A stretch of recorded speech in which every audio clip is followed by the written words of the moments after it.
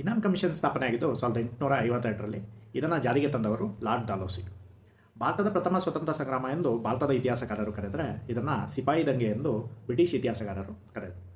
ಭಾರತದ ಪ್ರಥಮ ಸ್ವತಂತ್ರ ಸಂಗ್ರಾಮಕ್ಕೆ 4 ಪ್ರಮುಖ ಕಾರಣಗಳು ಯಾವುದಪ್ಪ ಅಂದರೆ, ರಾಜಕೀಯ ಕಾರಣ, ಆಡಳಿತಾತ್ಮಕ ಕಾರಣ, ಆರ್ಥಿಕ ಕಾರಣ ಹಾಗೂ ಸೈನಿಕ ಕಾರಣ.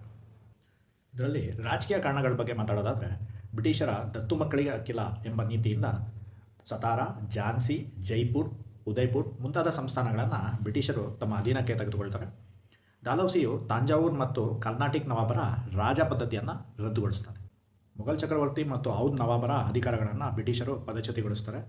ಇದು 1857ರ ದೊಡ್ಡ ಪ್ರತಿಭಟನೆಗೆ ಕಾರಣ ಆಗುತ್ತೆ. ಹಾಗಿದ್ದರೆ ನಾನಾ ಸಾಹೇಬ್ಗೆ ಬ್ರಿಟಿಷರು ಪಿಂಚಣಿಯನ್ನು ಕೊಡಲು ನಿರಾಕರಿಸ್ತಾರೆ. ಇವನು ಯಾರ ದತ್ತುಪುತ್ರನಾಗಿದ್ದ? ಕಮೆಂಟ್ ಮಾಡಿ. Thank you.